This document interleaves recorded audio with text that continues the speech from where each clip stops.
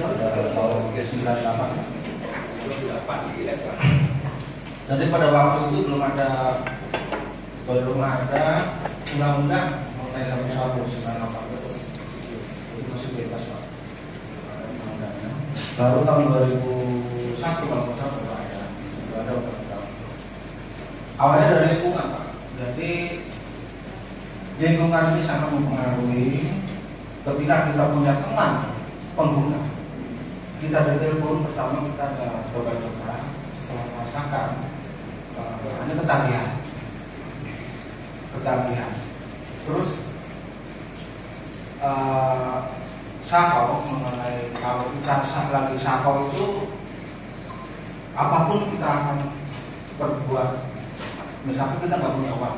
Mohon maaf Pak, sebelum sakau dulu, bagaimana proses ketika Bapak dipengaruhi, kemudian pengaruh itu masuk ke diri Bapak, lalu Bapak menggunakan dari tahapan ke tahapan. Ya, jadi gini, kalau kita sudah menggunakan, kita akan mempunyai percaya diri yang berlebihan, Pak. Percaya diri yang berlebihan. Terus, tapi tidak nyambung, hanya percaya diri, diajak ngomong nggak fokus, hanya percaya diri saja. Terus kita bengong, nggak tahu. Ketika kita mau bekerja, misalkan membersihkan kamar mandi, misalkan jam 12 malam kita membersihkan kamar mandi, itu mesti fokus Pak. Sampai pagi kita tetap membersihkan kamar mandi jalan dewa. Nggak terasa, tahu sudah pagi. Padahal di kamar mandi ngapain aja? Dia membersihkan tapi kamar mandi itu kan bersih Pak mengkira. Karena jam 12 malam sampai jam berapa itu masih di kamar mandi bersih. Jadi apa yang kita inginkan, misalkan kita ingin membaca buku, ya sampai pagi sampai 2 hari itu baca buku terus. Tapi nggak masuk Pak, macam itu masuk nol aja. Jadi error. Ya, tapi apa yang dibaca itu nggak tahu, baca aja. Terus menghayal, ya menghayal,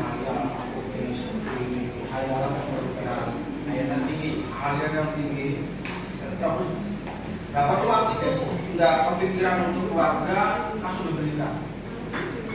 Satu habis sampai teman saya ada jual rumah, mobil itu nggak sudah seperti ini.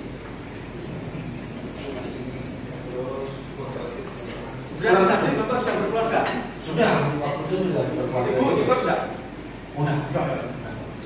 Ada rumah tangga berantakan mungkin saya sudah untung tadi jadi kurang tidur nggak paham. Tapi sekarang kita resik mana ya?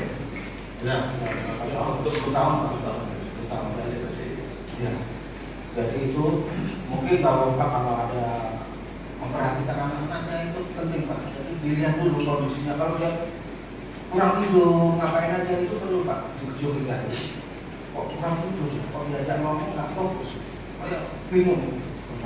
Terus dikasih uang berapa aja habis. Misalkan kita orang tua banyak duit Pak, 1 hari 500.000 udah habis langsung diberikan. Yang itu ketika sakau itu dia bisa mencuri. Padahal orang kaya yang bisa mencuri karena dia terlalu tagih. Jadi menghabiskan biaya tadi. Berniat Pak ya, niat ketika kita ingin berhenti itu harus lepas dari lingkungan dulu. Satu itu tidak bisa nggak lepas.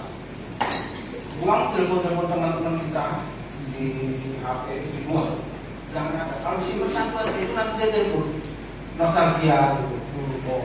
Apa nostalgia ini sudah lama ini nggak ketemu, bukan Pak?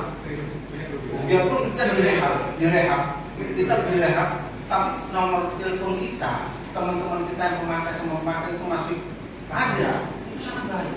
Jangan sekali-sekali nomor telepon disimpan itu yang lama-lama yang pemakai itu masih kuat. Biarpun sekali aja kita mencoba lagi terus nanti sana itu ada juga itu Pak untuk menghindari. Jadi lingkungan dulu Pak. Jadi anak-anak jangan dikasihkan dengan lingkungan kita seperti itu. Biarpun direhab selesai pulang kan, bisa kan? Itu kalau dicek nomor teleponnya, kalau masih ada teman-teman yang nggak bisa, itu nanti kena lagi. Jadi sama sensitif. Pak, sebelum ke sana Pak, kalau Bapak, Pak Ugo itu saya. Gejala pertama kali yang harus saya amati, betul beberapa kalau amati Pak. Gejala perubahan apa Pak yang pada saat itu yang Bapak rasakan? Ya, yang ngomong. Misalkan, lu semua di pertama saya apa? Teknik. Karena kan yang kita salah. Dan teknik ini kurang. Apa nggak berjawab? Tambah bingung ya? Tambah bingung. Caranya mungkin identifikasi. Salah satunya terus dia di kamar ngapain kok itu atau biasanya mungkin apa aja itu perlu dilihat. Apa yang dia apa dia? Misalkan bersihkan TV bisa sampai pagi bersihkan TV aja. Sampai telat. Iya. Jadi itu yang dia inginkan, dia fokus itu ya. Tapi seperti makan, kebiasaan makan biasa. Mandi. Wah, repotnya kalau mandi, ketika dia berpikiran mandi, dia agak keluar-keluar juga dari kamar. Fokusnya mandi bersih, badan, mau apa yang dia bersihkan, tidak keluar-keluar. Bapak dulu sudah bingung. Hampir seperti itu, semuanya saya lakukan itu, pokoknya saya fokus ke satu pekerjaan yang nggak baik itu terus. Wah, tepat karena Pak Untung kalau fokus sama istri gimana ya? Sampai pagi terus gitu ya? Gak berhenti Pak. Biasanya saya Ada anak kecil enggak? biasanya gini Pak. Kalau sama istri saya jarang, karena saya tidak pernah di rumah. Saya di luar, saya bisa fokus sama wanita lain, sama istri para lupa Pak. Oh, gitu. Jadi yang namanya selingkuh itu Pak, selingan tapi keluarga utuh. Jadi kalau kita punya anak pasti jarang pulang. Pertama keluar. Jarang pulang. Karena di telepon terus ketemu saya keluar lagi. Itu perlu dicoba kita sama. Misalkan di jalan Pak, kita berjalan kan jelas normal, tegak. Waktu itu Bapak apakah berjalan? Kalau berjalan nggak masalah. Masalah. Karena narkoba itu tidak seperti orang mabuk. Jadi narkoba bukan mabuk. Normal. Cuma ketika dia ditanya dan bubuk tidak fokus. Kaget gitu Pak.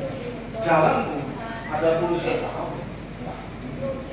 Ya biasa Pak. Tapi begitu ditanya, tidak kita kontrol. Anak salah. Ada perubahan fisik nggak? Ada, makanya kan dia kurang tidur 5 hari nggak tidur. Begitu tidur juga 5 hari nggak tidur. Jadi supaya apa? Supaya ingat kan? Saya dulu gitu. Kalau sudah seminggu nggak pernah saya 5 hari nggak tidur. Jauhnya juga 5 hari nggak tahu nggak mandi nggak apa 5 hari tidur. Ada bingung apa yang sakit apa? Kalau makan sekarang ini. Memang itu supaya tidak tidur bisa juga. Ya, Thailand itu bukan itu tidak kerja terus ya. Ya. Kalau di Jerman, di Rusia, di itu untuk perang terus. Iya, tanpa capek ya. Tapi kan di kita kan bukan seperti itu, Iya. berlebihan. Kita nggak error, kebanyakan nggak error. Ada catatan buku. Nah, Pak Untung, saya pernah dengar cerita dari teman-teman bahwasanya kalau setelah menenggak narkoba itu pikiran ini bisa melayang-layang seakan-akan ada di surga dan ketemu bidadari gitu ya. Apa benar seperti itu? itu Dari Goli. bidadarinya sudah diusir Pak. Ah itu gini Pak, itu buto Pak. Buto itu menghayal. Kalau sapu dia menghayal tapi nggak seperti buto. Makanya buto mesti meninggal. Kalau sapu nggak, buto pasti meninggal.